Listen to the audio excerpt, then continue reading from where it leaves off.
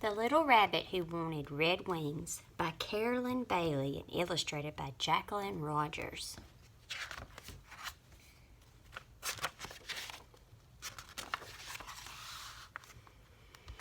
Once there was a little rabbit who had soft pink ears, bright red eyes, and a short fluffy tail. He was such a cute little rabbit, but he wasn't happy. He wanted to be somebody else instead of the nice little rabbit that he was. Whenever Mr. Bushytail, the gray squirrel, passed by, the little rabbit would say to his mommy, "Oh, Mommy, I wish I had a long gray tail like Mr. Bushytail's." And whenever Mr. Porcupine passed by, the little rabbit would say to his mommy, "Oh, Mommy, I wish I had a back full of bristles like Mr. Porcupine's." And whenever Mrs. Puddle Duck passed by in her 2 red flippers, the little rabbit would say to his mommy, "Oh, Mommy, I wish I had a pair of red slippers like Miss Puddle Duck's."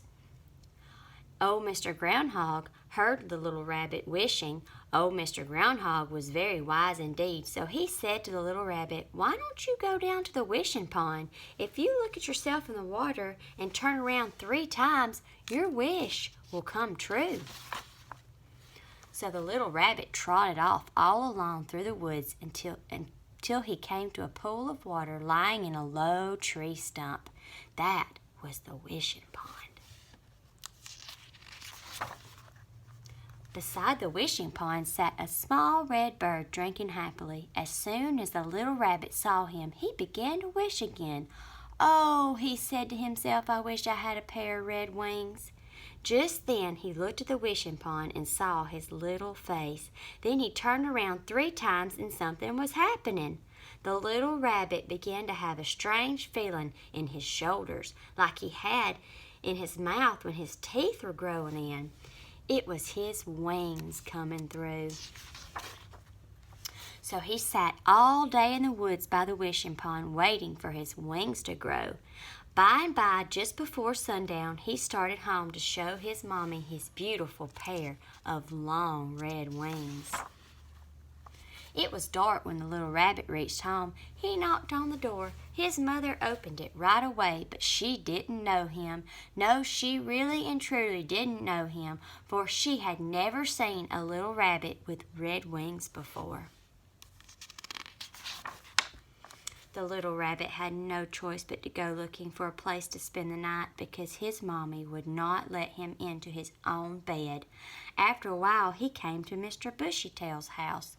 The little rabbit rapped on the door and said, "Please, kind Mr. Bushytail, may I sleep in your house all night?" But as soon as Mr. Bushytail saw the strange rabbit, he slammed the door shut. He had never seen a little rabbit with red wings in all his life. The little red rabbit went on until he came to Miss Puddle Duck's nest down by the marsh. He said, "Please, kind Miss Puddle Duck, may I sleep in your nest all night?"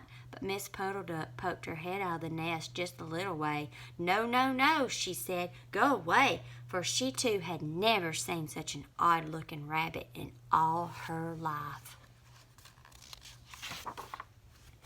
So the little rabbit went on and on until he came to old Mr. Groundhog's hole.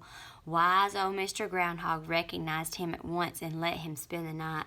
But the hole had beech nuts spread all over it, and while that pleased old Mr. Groundhog, the beech nuts made the little rabbit very uncomfortable. He had a terrible night.